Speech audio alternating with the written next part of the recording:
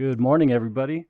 Slender here, and today we're going to go over all the patch notes, kind of take a deep dive into it, see what they're going to be adding, see what changes they're going to be making. I guess there's going to be some quality of life changes, but most importantly, the gypsum changes they're making, the umbral shards they're introducing into the game that I kind of mentioned before, and the modifiers for the dungeons. Super, super exciting stuff, guys. I'm so hyped for this.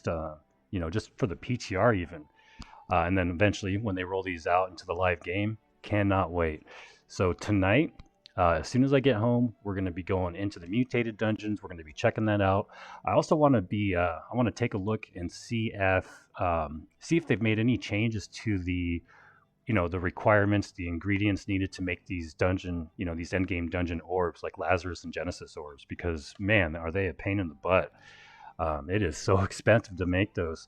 So let's get right into it. Really quick, I just wanted to show you guys that if you wanted to check the PTR yourself, or just check out the notes, you can click here. It will take you over to the New World website, and you can get a just a quick overview of everything. But what we're going to be going into today is the actual development or developer blogs on the New World forums, and I'll post a link in the description for that in this video. Okay, we're going to be taking a look at this one right here, and then we're going to be taking a look at the actual PTR release notes. So let's get right into it. All right, so this came out by Zin Ramu, January Endgame update. In the January update, we will release another large set of changes to the endgame and New World. Be sure to check out our previous update here, and I guess there's a link where you can check that. The main goal of these changes is to increase the gear score of items in the game to 625. Super exciting. So you can handle the difficult challenges introduced by Expedition Mutators. We wanted to increase gear score without invalidating all the gear you have already worked hard to earn to date, and in a way that integrates with our current system to give you multiple paths to achieving that gear. Another great thing. Read on to learn the specifics, and then try it out when we release the PTR. So the Umbral System. The Umbral System allows you to upgrade any gear score 600 item that you have acquired up to gear score 625. So it looks like, I don't even know if it has to be a legendary, but I don't know why you'd want to increase the gear score of a non-legendary 600. But yeah, it's going to have to be 600 to upgrade it. That we know for sure. Let's see.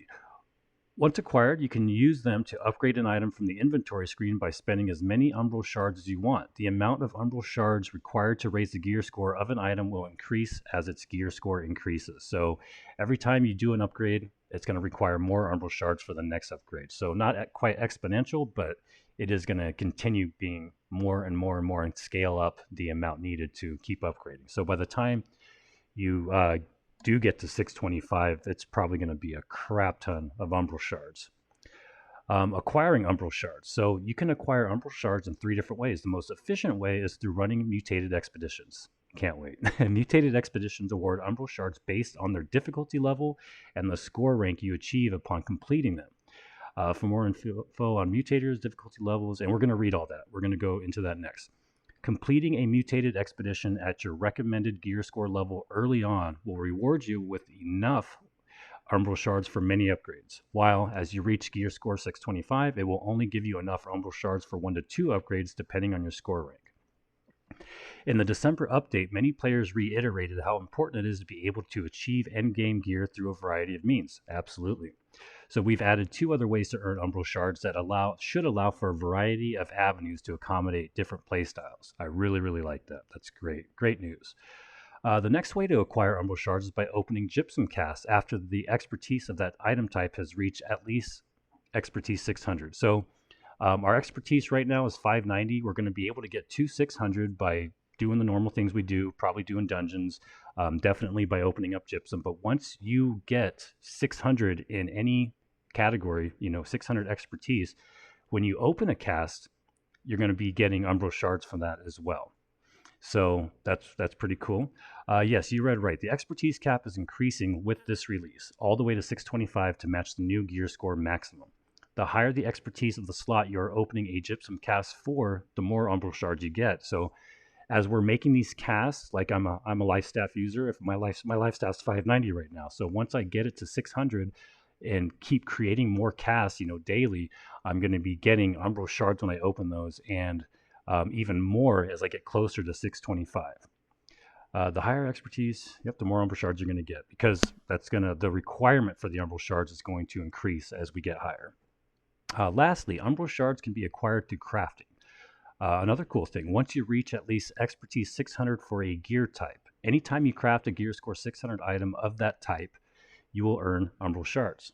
Okay, so once I reach 600 for my life staff, if I craft a 600 gear score life staff as a crafter, I'll get more Umbral shards. So that's great. Great news. So crafters, you can still get these upgrades if you don't feel like doing dungeons, PvP, stuff like that. You still have an avenue to get these. I think that's really good. The amount of Umbral shards earned will increase as your expertise level increases, just like the cast. Expertise cap increase and gear scaling. As discussed above, the expertise cap is being raised to 625 in the January update. Expertise will increase to 600 through the current waves, gypsum casts, and random bumps in the open world. So yes, we can get up to 600 by running Lazarus and Genesis still. But when you reach expertise 600, you unlock the ability to upgrade items of that type via Umbral shards, as well as the ability to acquire Umbral shards from gypsum casts of that type, or crafting gear score 600 items of that type. An item must have rolled a gear score of 600 to be eligible for an upgrade. So it doesn't say it has to be legendary, it just has to be 600. Once at expertise 600, you can increase expertise by upgrading items through the Umbral System. For example, let's see. So yeah, once at expertise 600, you can increase expertise by upgrading items through the Umbral System. Okay, so for example, the first time you upgrade any Great Axe from 600 to 601, it will increase your Great Axe expertise to 601. Okay, well that's pretty cool. In January, we will introduce a previously discussed change which will adjust the effectiveness of your gear based on your expertise. Based on previous feedback, we will only reduce the effectiveness to the midpoint of your expertise and the item's gear score, and we will only scale items that are purchased from the trade post after the patch or acquired through player-to-player trading.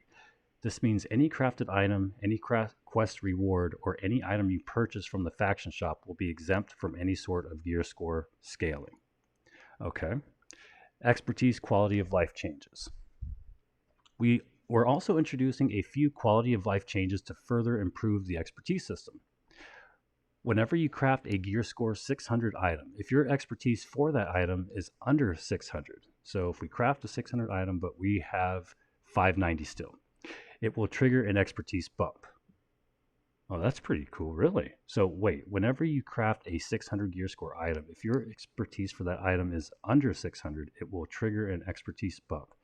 This will be another great way for crafters to get their expertise to 600. That's actually really big. That's actually really cool. I really like that. So crafters, they're still thinking about us. They didn't forget about us. If you get an expertise bump from a random drop in the open world, the loot ticker will now show which item gave you the expertise bump. Okay. If you get an expertise bump from opening a reward cache, the opening sequence will highlight which item gave you the bump. Okay, that's pretty cool. You can now craft the Topaz Gypsum Attunement Potion at any arcane station as well as any tier 5 camp. Also good. And you now have increased odds of getting Topaz Gypsum when killing enemies while attuned. So yeah, like I used one of those. I thought, well, I made one of those potions, the ones that can that give you the gypsum drops from mobs when you have that potion active. I made one, went into Genesis thinking I'm going to get all 10 of them, and no, I got like 3. So that's actually really cool. Okay, so we're going to go into the actual notes. Oh, I already had it up. And here we go. So there's going to be a lot of information here, guys. Bear with me. But it's all good stuff, really good stuff. So let's get into it.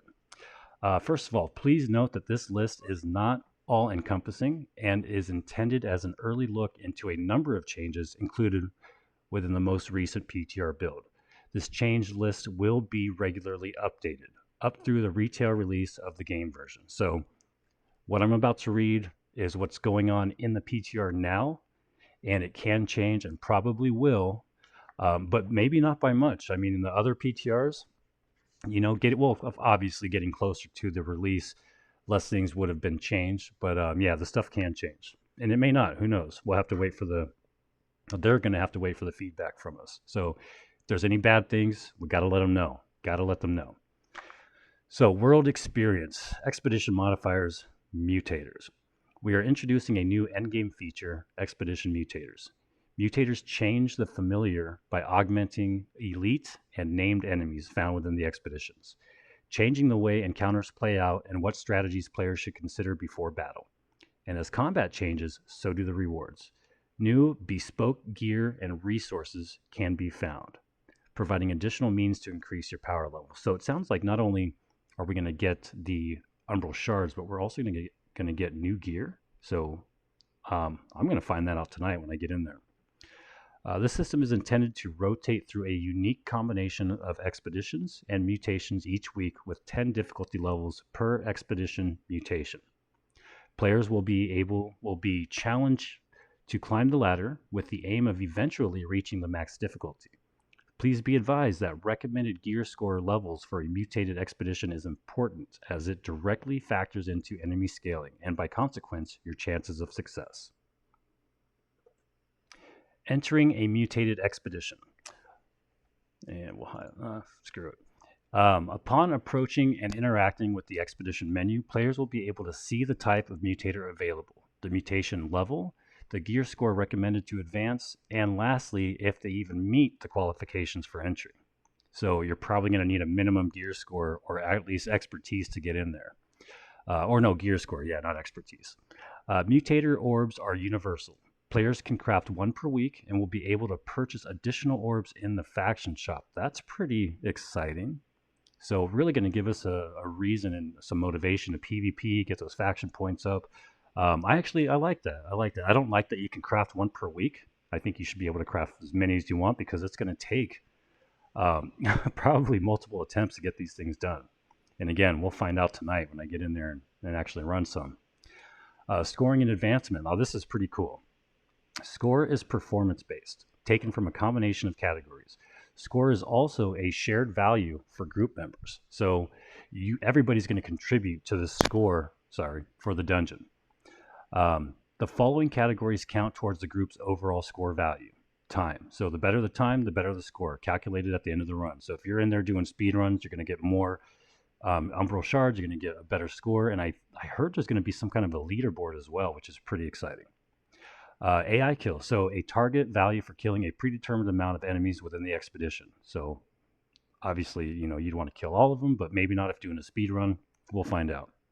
Takedowns. A target value for killing named enemies within the expedition. Team wipes. This is a cool one.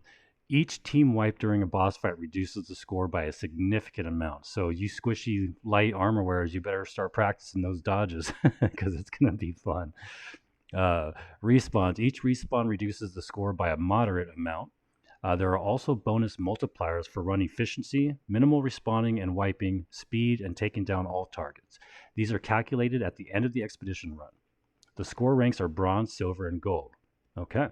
Advancement through each mutator difficulty level requires reaching a pre-designated level of proficiency within the highest achieved level. Higher scores mean advancement to higher difficulties, which in turn lead to bigger rewards. Pretty cool.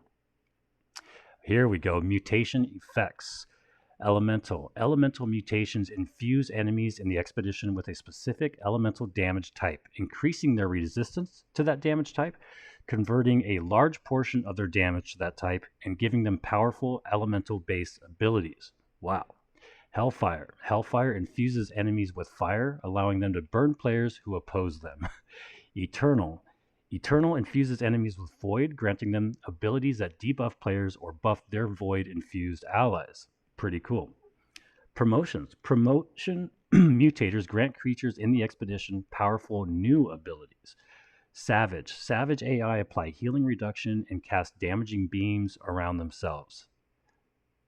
I don't think I like that one. Indomitable creatures persist through damage with life-stealing abilities and are able to summon a phalanx, blocking all incoming player projectiles. Man, this sounds like pretty cool stuff. I cannot wait. Curses. Curse mutations apply dangerous effects to players, forcing them to work together to overcome the curse's power. At the highest difficulties, curses become empowered, creating additional tactical challenges.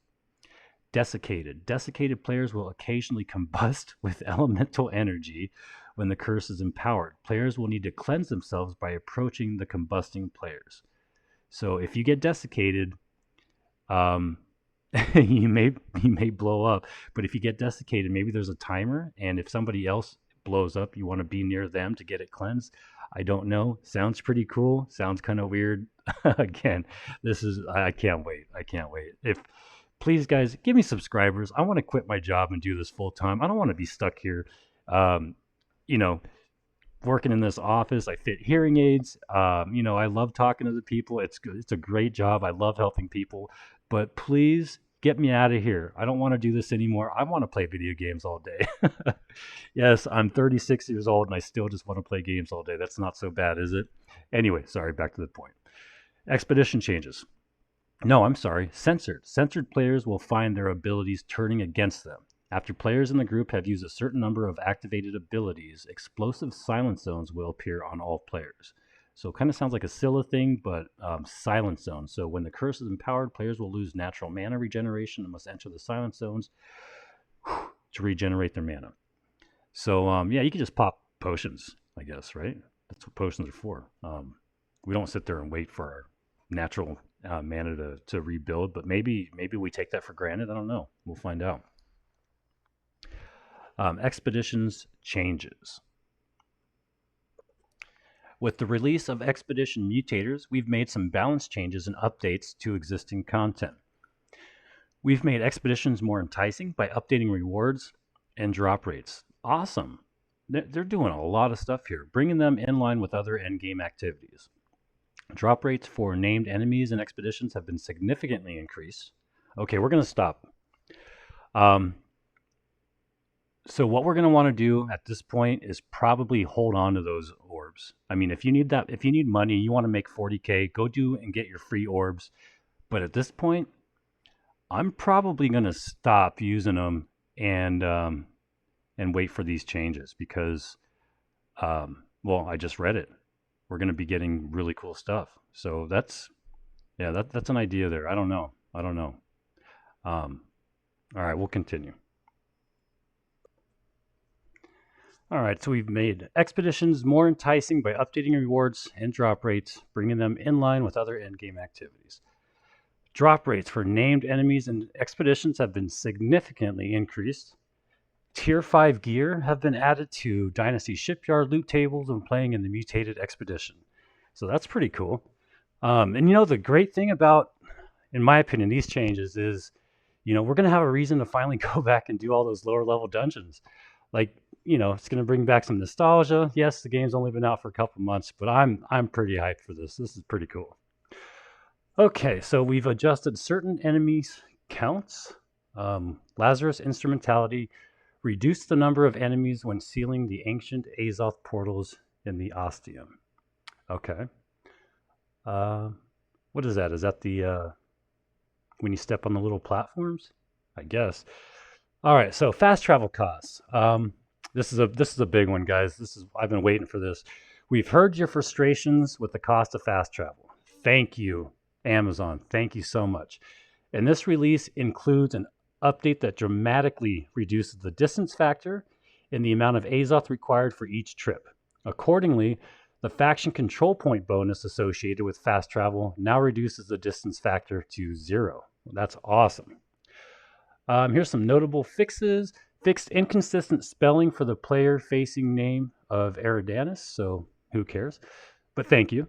Fixed an issue with Windsward Patrol faction missions displaying inconsistent or wrong values. Always good. Added code to prevent duplicate objectives from being given to players. Yetis converted from Elite Boss to Elites post the Winter Convergence event. Yetis converted from Elite Boss to Elites post the Winter Convergence event afterwards, I guess. Added additional enemies to an abandoned campsite in Rustless Shore. Added longer spawn times to level 35 plus points of interest to account for longer time to kill enemies. Fixed an issue where a tree can fly into the sky after being shot down. I wish they wouldn't fix that one. I never got a chance to see that, but it sounds pretty epic. Oh my god. Fix an issue where the Disciple of Disorder only spawned once in Murkgard. Fixes made to a data that was causing longer than expected load times. Always good. Fix an issue where a fence was not rendering for all players in Weaver's Fen. Okay. Fix an issue with a small patch of invisible water present in Everfall, north of Orion, that can slow player movement or cause a player to drown. That is another one I wish I would have seen. Just walking somewhere, seeing, and you start drowning. That would be pretty funny. Maybe not if it was you, but it would be funny to see, right? Fix an issue with an elite chest clipping through an orichalcum vein, making it difficult to loot in Murkgard. All right. Fix various fixes to gather bowls and vegetation below or inside world collision. Fix various fixes to holes in world collision. Sorry, not collusion. We're not colluding here, guys, with Russia or any other place. Not anymore, anyway. Fix bug that did not allow ancient bear paw to be used in crafting. Awesome. General AI changes. So bears, increase the hit volumes for bipedal bears so that players can more consistently damage them.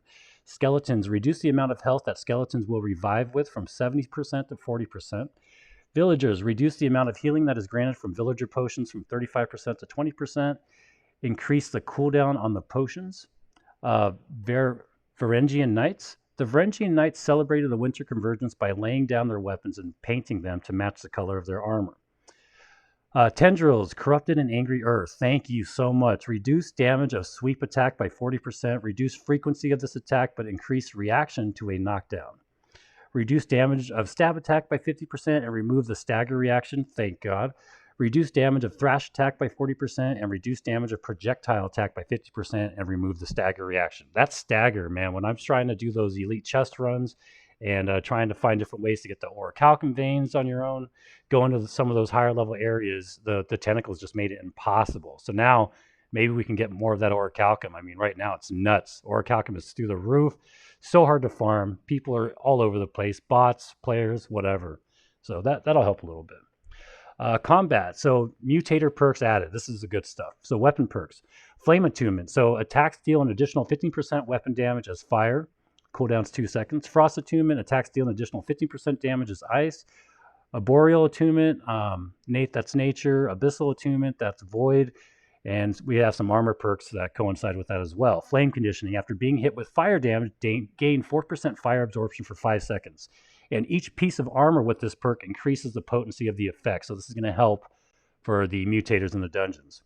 There's also the Frost version, the Arboreal or Nature version, and the Void version, the Abyssal Conditioning, Arboreal Conditioning, and Frost Conditioning. They all work the same. Every piece gives you 4% more absorption for said effect and for 5 seconds. And obviously, the more pieces of armor that have this perk, the more damage reduction or mitigation you're going to get. PvP damage formula update. So this is probably a big one. We adjusted the way armor mitigation is calculated to use enemies' gear score value instead of your average gear score. Okay. To adjust for the difference in armor mitigation, we increased the damage low-level players do to high-level players and reduce the damage that higher-level players do to lower-level players. I don't really understand what this is for. I mean, obviously, if you're level 30 and you're going up against a 60, I mean, you shouldn't be able to take that person. I don't know to what degree they're going to do this, but it's something that I'm going to watch and look out for. It's kind of interesting. And here's some notable fixes. Fix an issue that allowed musket and bow light attacks to be activated underwater. Fix an issue that blocked bow from entering aim down sights of swapping to the bow while in musket sniper form.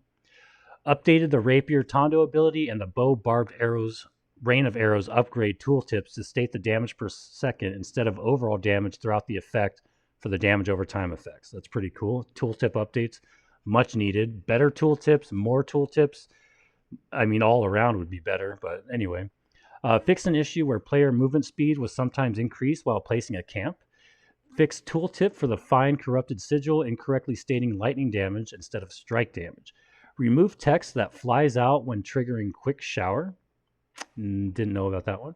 Fixed issue where if shift was being held while aiming down sights with a bow or musket, or if a player used any active navigation action, the animations would stutter.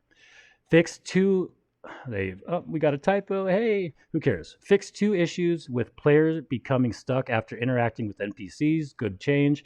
Fixed issue that would cause you to cancel out a poison shot or penetrating shot if you were holding right mouse button while activating the ability. And we've got some more stuff. We're almost done, guys. I'm so sorry. I'm going to start putting timestamps in here so that you can just skip to different parts of the stuff that you're actually looking for instead of having to go through this whole video. I apologize. Um, let's continue. Okay, so Endgame Update Part 2 and Umbral Upgrade System. So we're going to read this nice and slow. Umbro Upgrade System. Players can upgrade individual gear pieces from gear score 600 to 625 by spending Umbral shards. The ability to upgrade items of any type is unlocked when you hit 600 expertise for that said item type. Players can acquire Umbral shards with 3 different methods. Expedition mutators are the most efficient way to earn shards. The higher the difficulty level and the higher the score rank at the end of the run achieved, the more shards a player will earn. And you can also get Umbro by opening Gypsum Cast. Once the expertise of that item type has reached at least 600 expertise. So if you've hit 600 expertise in anything and you make a Gypsum Cast and open that Gypsum Cast, you're going to get Umbral shards. So yeah, you have to be 600. You have to make a cast. You have to continue making casts. And thank goodness for this because I really like the Gypsum system. Kind of wish the bumps were bigger, but hey, can't get everything you want. But it's nice to know that once you hit 600 or even 590, like I'm at now, that we can still continue to do these. They're still going to be exciting. Still gives us something to look forward to. I like that. And you can also, the third way to get, so you've got the dungeon, expedition mutators for our PvE fans, me being one of them. You have the Gypsum cast that you can make. So, another a way that you can get them through PvP, I guess. And also the third way is by crafting. So whenever you craft a 600 gear score item, once the expertise of that item has reached 600, you're going to get Umbral shards for crafting those as well. And upgrading any item via Umbral shards binds the item to a player. So I kind of figured that was going to happen. So the expertise system now goes to 625. So we can raise our expertise from 590 to 600 through current means, Gypsum Cast and random open world bumps, so dungeons, everything. Expertise is increased from 600 to 625 only exclusively through the Umbral system. So you cannot go past 600 unless you are crafting 600 stuff, getting the Umbral shards, getting your Gypsum Cast opened once you have 600 expertise in that item, and also, with the Umbral system. All right, so expertise gear scaling. So this is a huge one, guys, huge one. So any item that is purchased from the trading post or acquired through player to player after the January patch will have its effective gear score scaled down to the midpoint of the player's expertise and the item's gear score. If their expertise is lower than the item's gear score. So if your expertise is 5, let's just say it's 500. Okay, you're a fresh 600 or 60 gear player. Your expertise is at 500, and you go and buy a 600 gear score item off the auction house. It's the way it sounds is probably going to be that gear score of that item is going to be lowered to around 550. That's what it seems like. I could be wrong. If I miss something, I'm sorry, but we'll have to keep an eye on that and figure out how that's going to work. But yeah, basically with this, guys, you're going to want to get the last chance to start getting all those items, those 600 gear score items before this update comes out. This is it. It's coming out. It's finally going to be here. It's finally going to happen. So get as much as you can. Get those void bent pieces. Get anything 600, and you're going to be able to upgrade those too with the Umbral shard system. So good time to get that stuff. Get it while you can. Let's go. General enhancements and quality of life improvements. I love quality of life. Please tell me before I read this, we're going to get preset outfits so that we could just hit a button and bam, you've got all your harvesting gear on. Please. And bigger groups, bigger 10-man raid groups, 10-man groups, 10-man PvP groups. Come on, guys. Let's go. Crossing my fingers. Whenever you craft a gear score 600 item, if your expertise for that item is under 600, it will trigger an expertise bump. This will be another great way for crafters to get their expertise to 600, in addition to the already released Emerald Gypsum from Trade Skill Aptitude reward containers. If you get an expertise bump from random drop in the open world, the loot ticker will now show which item gave you the expertise bump. If you get an expertise bump from opening a reward cache, the opening sequence will highlight which item gave you the bump. And you can now craft the Topaz Gypsum Attunement Potion at any Arcana station as well as any Tier 5 camp. Increase the odds of getting Topaz Gypsum when killing enemies and attune. So, I mean, good stuff, good improvements. I like it, but I was kind of hoping for a little bit more. But it's okay. You guys have a lot of stuff on your plate. I get it. And the potion's nice. Again, when I made my first potion, I was all excited. I saved it, and I used it when I went into Genesis thinking I was going to get all these gypsum things, Topaz Gypsum. No, I got 3 of them. You need like 10. So hopefully, that'll be the case now. We can expect to get more from that. All right, so UX, UI, and social. So game entry navigation assistance added to the game. Game entry navigation. So this system will help visually impaired players enter the world of Eternum through voice narration of some of critical steps needed to create a character and get to the starting beach. Well, that's awesome. That's good, guys. Thank you for that. Removed ability to give gold to individuals outside of the P2P trading system. Okay. Notable fixes. We're at the end, guys. Notable fixes. Fixed a bug where Outpost Rush reward screen would only show 1 reward even if multiple were awarded. Fixed a bug that caused the territory standing upgrade UI to stay on screen even if player starts a trade while it's visible. And adjusted many Void Gauntlet icons to match the gauntlet's model color. Okay, so, cool stuff. So that's all I got for you guys.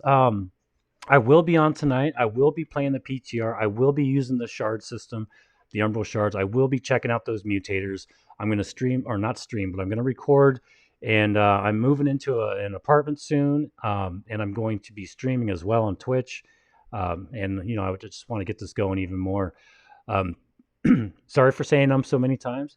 Thank you guys so much for hanging out to the end of the video. If you did, I just want to say thank you to everybody that has subscribed, everybody that stopped by. Even if you don't subscribe or you unsubscribe, it's okay. I still love you guys. I still appreciate all the support. Thanks for stopping by. Thanks for giving me the opportunity to do this. My YouTube channel is super small time. It's not even a channel yet, but it is so much fun. It's so fun answering these comments, seeing these people watching my stuff. And I love it. I love you guys. Thank you so much. Thank you for watching. And as usual, take it easy, guys. Have a good one.